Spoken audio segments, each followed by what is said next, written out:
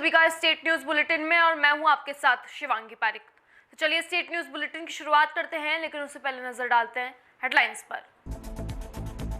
मध्य प्रदेश के मुख्यमंत्री शिवराज सिंह चौहान निकले कोरोना पॉजिटिव, कहा जो संपर्क में आए हैं वो क्वारंटाइन हो जाएं।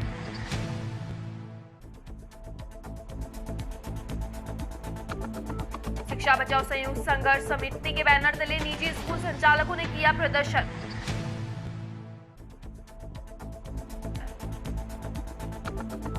बागू थाना पुलिस की शातिर कार्रवाई, वाहन चोर गिरोह का किया पर्दाफाश। और अब खबरें विस्तार से। मध्य प्रदेश के मुख्यमंत्री शिवराज सिंह चौहान की कोरोना रिपोर्ट पॉजिटिव आई है। कोरोना टेस्ट में मुख्यमंत्री पॉजिटिव आए हैं। उन्होंने खुद ट्वीट कर इस बात की जानकारी दी है कि पिछले दिनों जिन लोगों ने शिवराज सिंह चौहान से संपर्क किया है, सीएम ने उनसे कोरोना टेस्ट कराने और क्वारंटाइन में चले जाने की अपील की है। मंत्री नरोत्तम मिश्रा ने बताया कि मुख्यमंत्री शिवराज सिंह चौहान को जल्द ही चिरायू अस्पताल में भर्ती कराया जाएगा। मुख्यमंत्री ने अपने ट्वीट में लिखा कि मेरे प्रिय प्रदेशवासी, मुझे कोविड-19 के लक्षण आ रहे थे। टेस्ट के बाद मेरी रिपोर्ट पॉजिटिव आई है। मेरे सभी साथियों से अपील है कि जो मेरे संपर्क में आए हैं वो अपना कोरोना टेस्ट जरूर करवा लें। मेरे निकट संपर्क वाले लोग क्वारंटाइन में चले जाएं। मध्य प्रदेश में अब तक कोरोना के 26,210 मामले सामने आ चुके हैं। इसमें 7,553 एक्टिव केस हैं। बाकी 17,867 लोग ठीक होकर घर जा चुके हैं। हालांकि 791 लोगों की जान भी जा चुकी है। देश में कोविड-19 के प्रकोप को रोकने के लिए बीते 4 महीनों से लागू किए गए सख्त सुरक्षा प्रोटोकॉल के बावजूद हर दिन संक्रमितों की संख्या में भारी बढ़ोतरी देखी जा रही है। जोधपुर में तिवरी कस्बे में महात्मा गांधी राजकीय माध्यमिक विद्यालय इंग्लिश मीडियम में कमलेश कटारिया ने अध्यापक के पद पर कार्यभार ग्रहण किया। कटारिया सबसे पहले राजकीय उच्च माध्यमिक विद्यालय बालोथरी रावतगढ़ गोविंदपुरा देचू में अध्यापक के पद पर कार्यरत थे। इस अवसर पर सीबीओ अतिराम सुपूरिया, प्रधानाचार्य मदन लाल मेघवाल, व्याख्याता योगेश कुमार जोशी, व्याख्याता गौतम कटारिया, व्याख्याता मोहम्मद अकरम, व्याख्याता माधाराम इकानिया आदि ग्रामीण व शिक्षकविद शामिल होकर कटारिया को बधाई व शुभकामनाएं प्रेषित की।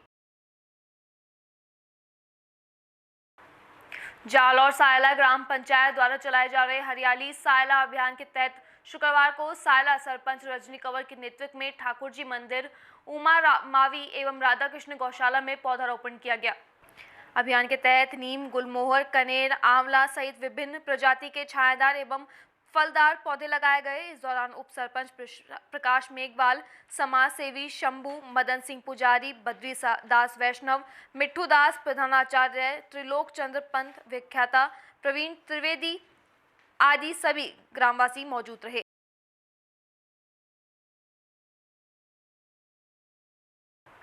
प्रतापगढ़ के धैर्यावाद में परसोला में एक महिला के गले से चांदी की हाली चुराकर भागे युवक को परसाला पुलिस ने गिरफ्तार किया है।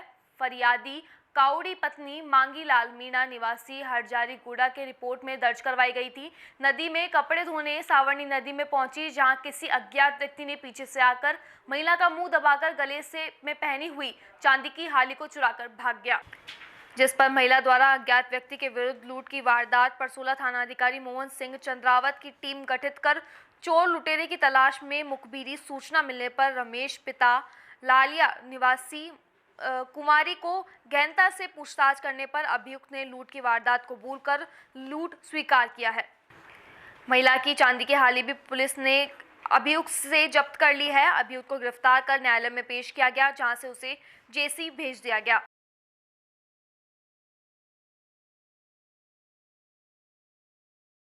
चूरू के तारानगर में स्टार सिटी इंटरनेशनल स्कूल में ऑनलाइन पौधारोपण शिविर लगाया गया।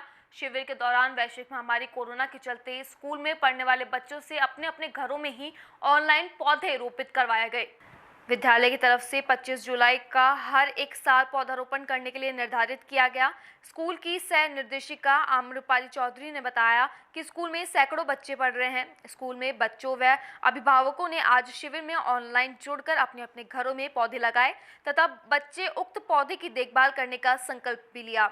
ऑनलाइन शिविर के दौरान बच्चों के साथ साथ school principal Devendra Gupta, school निर्देशक राजवीर चौधरी, डॉक्टर नेहा चौधरी सहित विद्यालय स्टाफ ने पौधारोपण किया।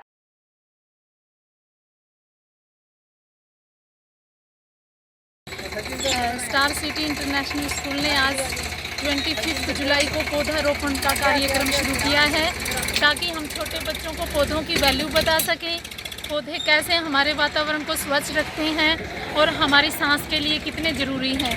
ये प्लांटेशन डे रख के हमें बहुत खुशी हो रही है। हर साल पौधारोपण और बच्चों के साथ मीटिंग होना और ज़्यादा से ज़्यादा उनके पौधों की काउंटिंग करना और टाइम टू टाइम उन पौधों की संभाल करना, ये हमने बच्चों को शिक्षा दी है। Save trees and save lives, grow more trees and take care of country means they can give a part of service to the country while growing more trees. So this message I want to convey my kids and to other people who love nature. So it is necessary for the other people also, if they love nature and they want to give their part to in the service of humanity and in the service of star city international school Taranagar में आज संस्था के सभी teachers और principal के सहयोग से पौधारोपण शिविर का आयोजन किया गया। हमारे सभी छोटे छोटे बच्चों ने ऑनलाइन घर में अपने पेरेंट्स के साथ ही हम सबके साथ में मिल करके पौधारोपण किया। पौधारोपण करने के साथ साथ सभी बच्चों ने, टीचर्स ने यह भी संकल्प लिया कि हम जो पौधा लगा रहे हैं उसकी सार संभाल करेंगे। और संस्था के सभी टीचर्स और बच्चों ने यह भी निर्णय लिया कि प्रति वर्ष 25 जुलाई को हम हर वर्ष पौधारोपण किया करेंगे। भीलवाड़ा जिला कलेक्ट्रेट के बाहर स्थित मुखर्जी उद्यान में शिक्षा बचाओ संयुक्त संघर्ष समिति के बैनर तले निजी स्कूल संचालकों ने प्रदर्शन किया। उन्होंने प्रदेश समन्वयक हेमलता शर्मा के नेतृत्व में मुख्यमंत्री के नाम जिला कलेक्टर को ज्ञापन भी सौंपा, जिसमें एफडीआर को विड्रॉल करने की स्वीकृति प्रदान, विद्यालयों के बिजली पानी के बिलों में 50% की छूट देने और ऑनलाइन कक्षाओं की फीस लेने के आदेश प्रदान करने की मांग की है। उन्होंने चेतावनी देते हुए कहा कि 15 दिवस के भीतर यदि सरकार मांगे नहीं मानती है तो उग्र आंदोलन किया जाएगा। समिति के प्रदेश सेवान्यक हेमलता शर्मा ने कहा कि निजी शिक्षण संस्थान के 11 लाख से अधिक शिक्षक कार्यरत हैं। कोरोना के समय शिक्षा मंत्री द्वारा किए गए बयानों से आज वह सब भूखे मर रहे हैं। ऐसे में कई शिक्षकों ने आत्महत्या भी कर ली है। हम सरकार से राहत के रूप में एफडी का पैसा मांग रहे हैं, जिससे कि वह इस बुरे समय में हमारे काम आ सके। हमें ऑनलाइन शिक्षा का भी वेतन लिया जाने से मना किया जा रहा है। ऐसे में शिक्षक के पास आत्महत्या करने के अलावा कोई चारा नहीं बचता है। इसके कारण हम यह विरोध प्रदर्शन कर रहे हैं।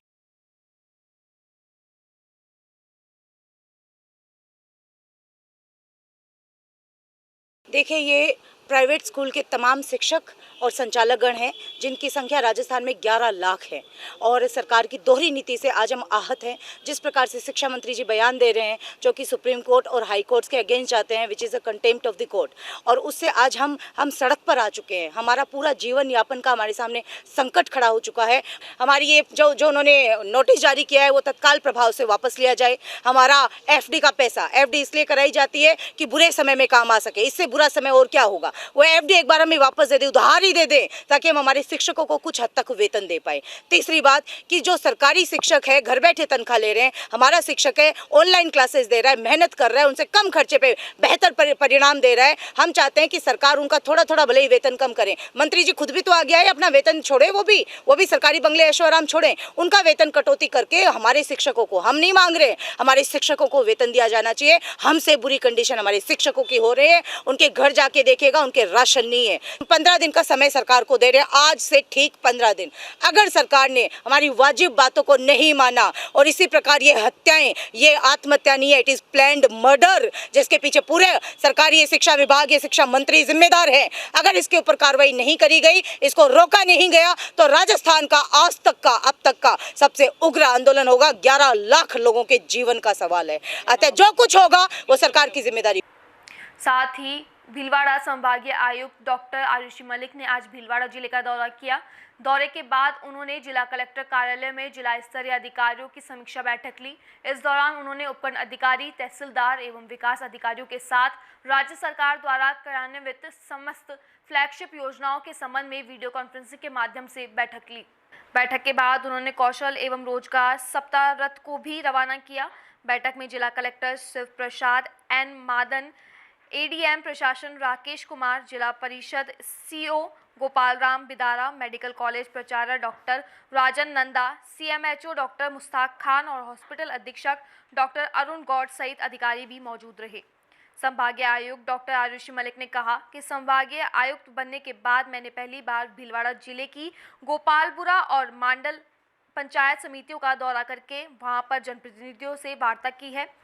बैठक में हमने Garib Kalyan Yojana, digital India land record modern organisation programme, Mahatma Gandhi Rashtriya Gramin रोजगार गारंटी योजना, संपर्क पोर्टल पर लंबित प्रकरणों, जिले में पेयजल, बिजली, सड़क की स्थिति के अलावा स्टेट फ्लैगशिप कार्यक्रम के बिंदुओं पर समीक्षा एवं चर्चा भी की है। एक सवाल के जवाब में मलिक ने कहा कि आज भीलवाड़ा के साथ ही अजमेर और चित्तौड़गढ़ कोरोना सैंपल के लिए भी जांच कर रहे हैं। इसके साथ ही सैंपल और सर्वे का दायरा भी बढ़ा दिया गया है।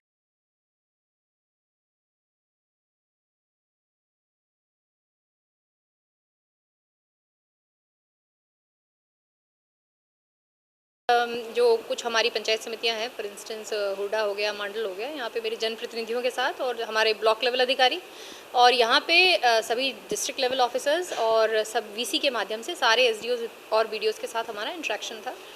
इसमें कोविड के संदर्भ में जो प्रिपेयर्डनेस है और किस तरह से हमें और जैसे कहते हैं कि जन जागरूकता अभियान चलाने हैं या कई चालान नॉट ओनली पुलिस के द्वारा परंतु मजिस्ट्रेट्स और जो हमारे वर्क प्लेस इंचार्जेस हैं उनके द्वारा भी किए जाने हैं, इस हेतु इंस्ट्रक्शंस दिए गए हैं। साथ ही यह बहुत संतोषजनक है कि यहाँ पे टेस्टिंग अच्छी हो रही है, टेस्टिंग भी अच्छी है और साथ ही उसकी जो रिपोर्ट्स है वो भी टाइमली दी जा रही है। तो भीलवाड़ा न सिर्फ भीलवाड़ा में की सैंपल के टेस्ट कर रहा है परंतु इवन अजमेर, चित्तौड़ यहाँ के सैंपल्स के टेस्टिंग भी की जा रही है। लाखों परिवारों को टच किया गया है बार बार, मतलब सेम परिवार के भी कई बार 2-3 बार सर्वे हुए हैं। तो उसको किस तरह से हम और बेटर कर सकें, एक्टिव सर्वेलेंस टीम्स को कैसे बेटर कर सकें, पल्स ऑक्सीमीटर उनको दिए जाएँ ताकि यदि कोई हाई रिस्क पेशेंट है तो उसका जो SpO2 है उसको हम रिव्यू करें। ये सारे डायरेक्शंस दिए गए हैं और उसके लिए यही कहा गया है कि जो हमें बेटर सैम्पलिंग, बेटर सर्वे, टाइमली टेस्टिंग, इस हेतु डायरेक्शंस दिए हैं। साथ ही सरकार की जो फ्लैगशिप स्कीम्स हैं,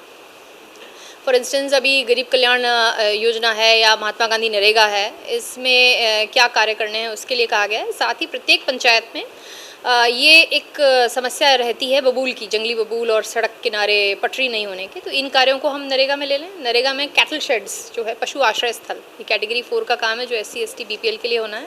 इस हेतु निर्देशित किया गया है क्योंकि एक फेल्ट नीड है ग्रामवासियों की। साथ ही कोई भी पेंडिंग हमारे राजकीय अलॉटमेंट्स हैं वो टाइमली हो जाएं, इस हेतु कहा गया है। और एक विशेष अभियान हम 1 तारीख से लगाएंगे पूरे संभाग के अंदर। उसमें हमारा ये प्रयास रहेगा कि कोई भी जो योग्य व्यक्ति है वो पेंशन का अगर योग्यता रखता है या फॉर इंस्टेंस पालनहार योजना है जिसमें कई कैटेगरी हैं, विधवा का कोई पुत्र है या पुत्र पुत्री है या फिर अनाथ कोई बालक बालिका है, उनको पालनहार में 1000 रुपये तक प्रति माह मिलते हैं पेंशन में। ऐसे बच्चों का हम आइडेंटिफिकेशन करने का एक सघन अभियान चलाएंगे और अगले जो हमारा 1 माह है उसमें हमारा प्रयास रहेगा सारे ऐसे बच्चों को हम कवर कर सकें। राजधानी जयपुर में बगरू थाना क्षेत्र में लगातार बढ़ती वाहन चोरी एवं लूट की घटनाओं की रोकथाम हेतु अतिरिक्त पुलिस आयुक्त राज्यपाल लामा ने STC आयुक्तालय लाखन सिंह खटाना एवं पुलिस उपायुक्त राय सिंह बेनीवाल के नेतृत्व में टीम गठित कर 7 वाहन चोरों के गिरोह को गिरफ्तार कर लिया है। उनसे 2 दर्जन से अधिक दोपहिया वाहन भी बरामद किए हैं। जानकारी देते हुए लाखन सिंह खटाने ने बताया कि पहले 15 दिन तक एक विशेष टीम का गठन कर आसपास भांकरोटा, करदनी, वैशाली के अंडरकवर रहकर जानकारी एकत्रित की गई, जिसमें पाया गया कि बगरू, बेगस एवं इनमें सीमावर्ती इलाकों में कुछ युवा लड़के नशे की आदत को पूरा करने के लिए वहां चोरी जैसी वारदात को अंजाम दे रहे हैं।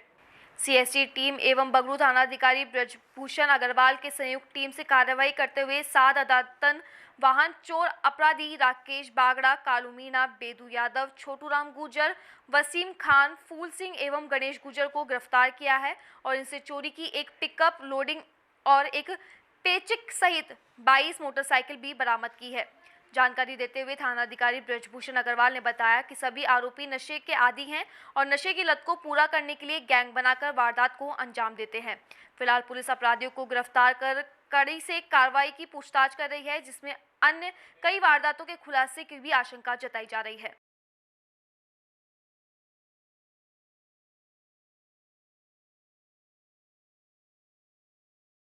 झुंझुनू के उदयपुरवाटी कस्बे में चुंगी नंबर 3 पर कांग्रेसी कार्यकर्ताओं व एनएसयूआई कार्यकर्ताओं तथा सर्व समाज के लोगों ने केंद्र सरकार की दमनकारी नीतियों के खिलाफ नारेबाजी की तथा प्रधानमंत्री नरेंद्र मोदी, गृह मंत्री अमित शाह के पुतले जलाए। कांग्रेस नेताओं का कहना है कि केंद्र सरकार ने जिस प्रकार से राजस्थान में गहलोत सरकार को भाजपा ने गिराने की कोशिश रची है तथा राजस्थान में लोकतंत्र की हत्या हो रही है, वास्तव में एक निंदनीय घटना है।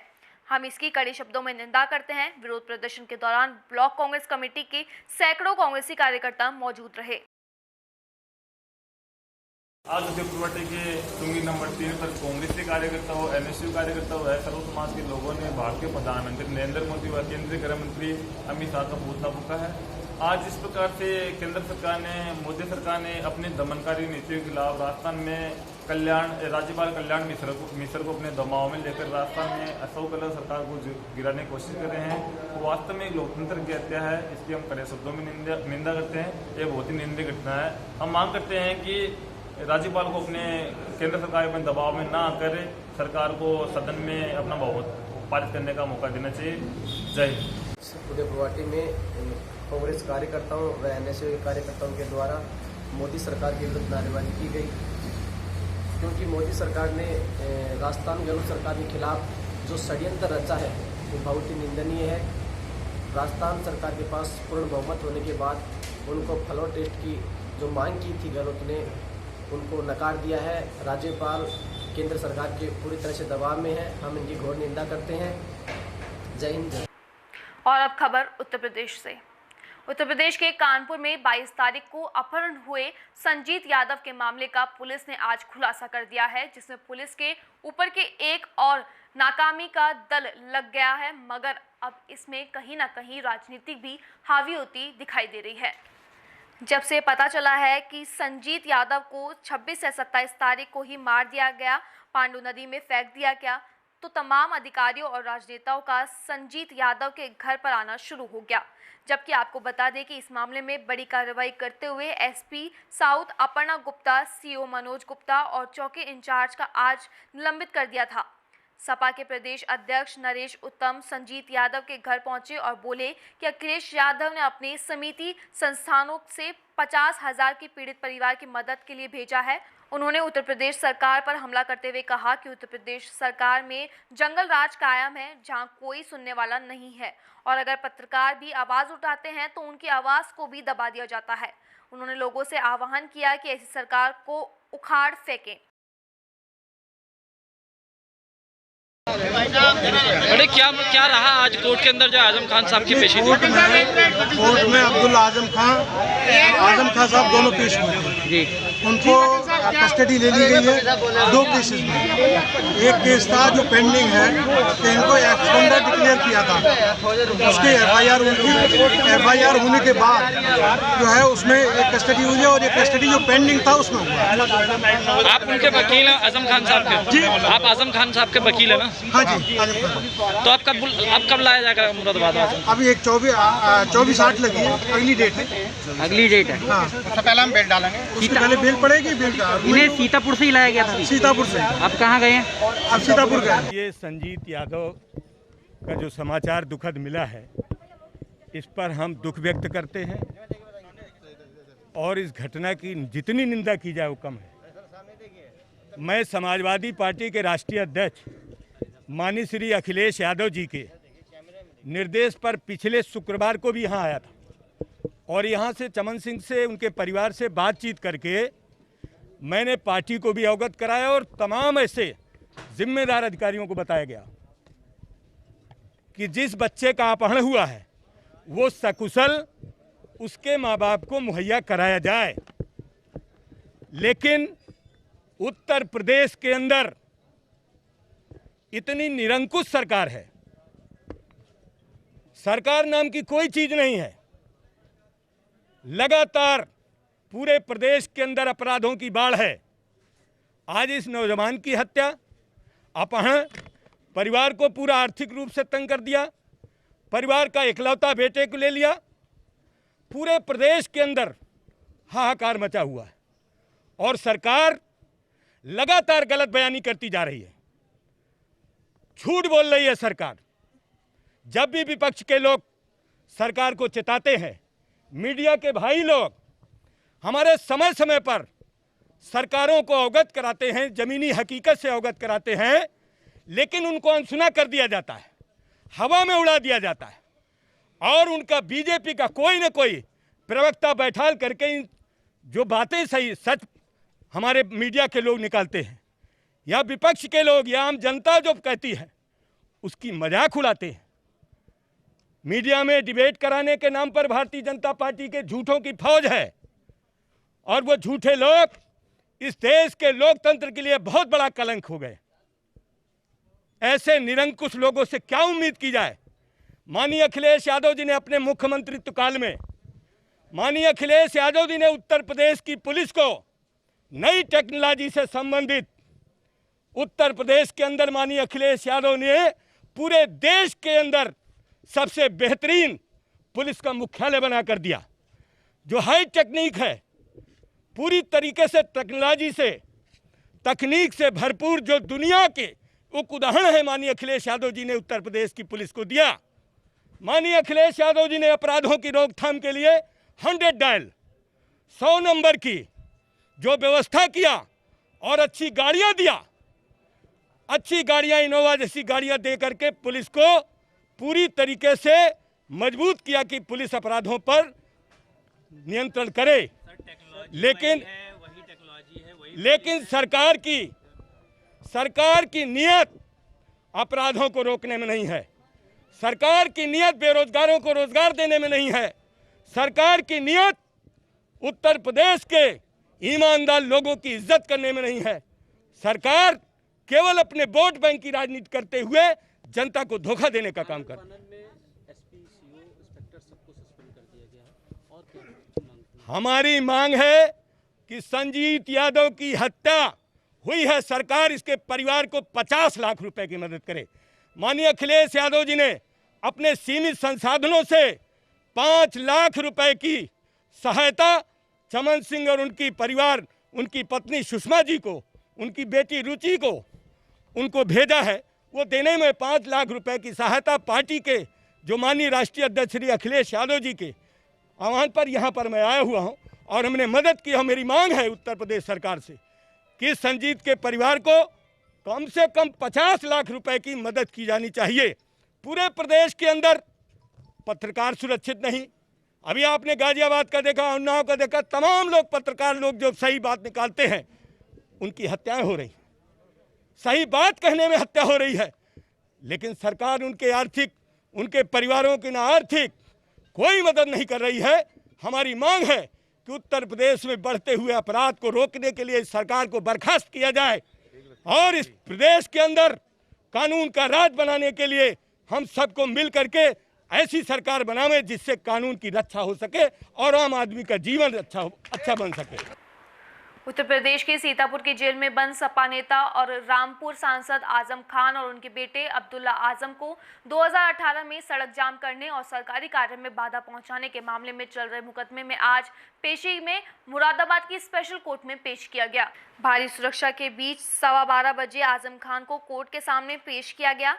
उनके कोर्ट पहुंचने से पहले ही कोर्ट परिसर में खड़े मुरादाबाद के सपा सांसद और कई सपा विधायकों की मौजूदगी में कार्यकर्ताओं ने आजम खान के समर्थक में जाकर जमकर नारेबाजी की।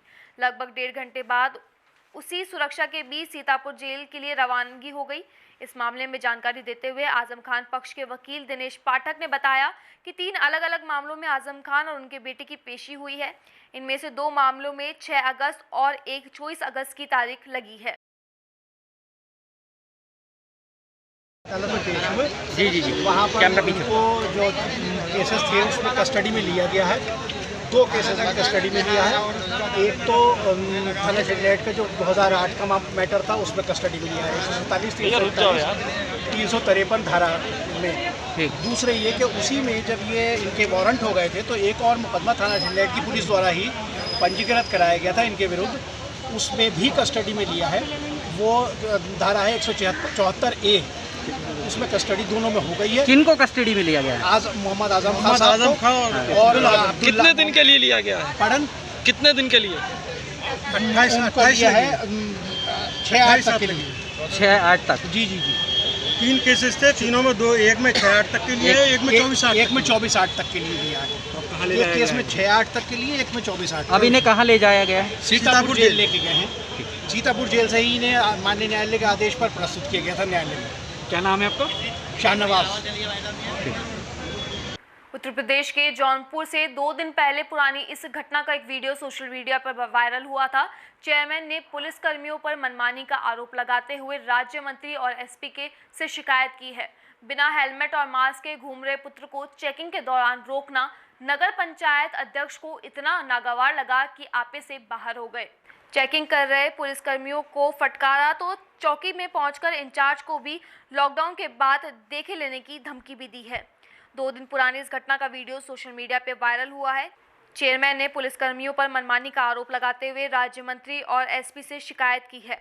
लॉकडाउन के नियमों का पालन करने के लिए पुलिस कस्बे में चेकिंग कर रही है। इसी दौरान पुलिसकर्मियों ने चेयरमैन के पुत्र को भी रोक लिया। पुलिसकर्मियों के मुताबिक वह बिना मास्क और हेलमेट के थे। इनकी खबर मिलते ही चेयरमैन मौके पर पहुंचे और मौजूद पुलिसकर्मियों को काफी भला बुरा कहा। बाद में चौकी में पहुंचकर इंचार्ज को भी लॉकडाउन के बाद देख लेने की धमकी भी दी। आरोप है कि इस दौरान चेयरमैन के पुत्र ने पुलिसकर्मियों को सपा की सरकार होती तो बताते के साथ चेतावनी दी है। 2 दिन पूर्व इस घटना का वीडियो शुक्रवार को सोशल मीडिया पर वायरल हुआ तो नगर में चर्चाएं शुरू हो गई। इस बाबत चौकी इंचार्ज वरुण राय ने बताया कि चेकिंग के दौरान नगर पंचायत अध्यक्ष प्रमोद कुमार बनरवाल के पुत्र शिवम बनरवाल को बिना हेलमेट व मास्क के एक बाइक पर 2 लोगों के साथ जाने के कारण रोका गया था। नियम का पालन करने की बात पर बहस करने लगे। चौकी पर तैनात सिपाहियों को आमदरियत शब्दों का प्रयोग करते हुए अपमानित किया। वहीं चेयरमैन प्रमोद बनरवाल का कहना है कि पुलिस चौकी पर तैनात सिपाही बद्री प्रसाद मौर्य राजनीतिक प्रभाव में जानबूझकर मुझे अपमानित व परेशान कर रहा है। पुलिसकर्मियों को नगर पंचायत अध्यक्ष को जानना पहचानना चाहिए। तमाम लोग बिना मास्क लगाए तथा बिना हेलमेट लगाए सड़कों पर गुजर रहे हैं, मगर उन्हें पुलिस नहीं रोक रही है। जानबूझकर मेरे पुत्र को रोककर अपमानित करने की कोशिश की गई है। इस बात को लेकर बहस हो गई थी। सिपाही आए दिन हमारे साथ दुर्व्यवहार कर रहे हैं। हमने इसकी शिकायत लिखित रूप से एसपी व राज्य मंत्री से भी की है।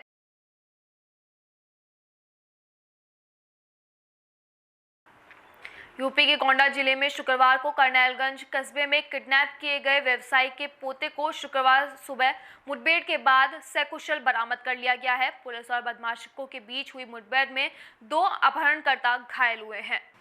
एसटीएफ और जिला पुलिस के संयुक्त अभियान में 7:15 बजे यह सफलता मिली। एडीजी ला अंडर और एसटीएफ के एसपी मुठभेड़ स्थल पर मौजूद रहे। प्रारंभिक जानकारी के अनुसार पुलिस और एसटीएफ रात से ही बच्चे की सकुशल बरामदगी के लिए लगी हुई थी। सीओ के मुताबिक शनिवार सुबह भौरीगंज रोड पर अपहरणकर्ताओं की लोकेशन सिविलांस में से मिली। एसटीएफ और पुलिस टीम ने पीछा किया तो कार एक खंबे से टकरा गई। 2 अपहरणकर्ता गाड़ी से भागने लगे। दोनों ने पुलिस टीम पर फायर भी किया। जवाब में पुलिस ने 2 बदमाशों को जवाबी फायरिंग में दबोच लिया। पुलिस के अनुसार गाड़ी से अपहृत बच्चे के साथ एक महिला और एक पुरुष को भी हिरासत में लिया गया है। दोनों घायल अपहरणकर्ता को जिला अस्पताल में भेजा गया है। बच्चे को अभी पुलिस ने अपनी सुरक्षा में रखा है। शुक्रवार को करनैलगंज नगर में मोहल्ला गाड़ी बाजार में कस्बा पुलिस चौकी के पीछे मोहल्ले में रहने वाले गुटखा मसाला के एक बड़े विक्रेता राजेश कुमार गुप्ता के 5 वर्षीय पुत्र नमो गुप्ता का बदमाशों ने अपहरण कर लिया था। बताया जा रहा है कि एक कार से स्वास्थ्य विभाग का परिचय पत्र गले में टंगाकर कुछ लोग मोहल्ले में मास्क का वितरण करने के लिए आए और लोगों का नाम एक कागज पर लिखकर ले गए। मोहल्ले में सैनिटाइजर करने व सैनिटाइजर का वितरण करने का झांसा भी दिया। बताया जाता है कि अपहरणकर्ता जब राजेश गुप्ता के घर के सामने पहुंचा तो अपहरणकर्ताओं ने सैनिटाइजर देने की बात कही और 5 वर्षीय बच्चे को साथ में लेकर कहते हुए कहा कि बच्चे को भेज दीजिए, गाड़ी में सैनिटाइजर निकाल के दे देते हैं। इतना कहकर बच्चे के साथ बदमाश निकले और गाड़ी के पास पहुंचते ही बच्चे को गाड़ी में लेकर फरार हो गए। यह जानकारी परिवार वालों को तब हुई जब बच्चे के पिता हरि गुप्ता के मोबाइल पर बदमाशों ने कॉल किया और उन्हें जानकारी दी कि आपके बच्चे का अपहरण हो गया है, 4 करोड़ रुपए की व्यवस्था कर लो। अपहरणकर्ताओं में कोई महिलाएं शामिल नहीं थी, मगर जो फोन आया वो एक महिला बोल रही थी, जिसमें अनुमान लगाया जा रहा है कि वॉइस चेंजर के माध्यम से आवाज़ को बदलकर बात किया गया है। फिलहाल घटना की सूचना मिलने के बाद तत्काल मौके पर पुलिस क्षेत्र अधिकारी कृपा शंकर कनौजिया, कोतवाल राजनाथ सिंह, चौकी प्रभारी रंजीत यादव पहुंच गए, जबकि सभी पुलिस अधिकारी कर्मचारी नगर में शुक्रवार की नमाज होने के कारण लगातार गश्त पर थे। नगर में पुलिस की गश्त तेज होने के बावजूद भी अपहरणकर्ताओं ने ऐसी घटना को अंजाम दिया है, जिससे नगर में सनसनी फैल गई है।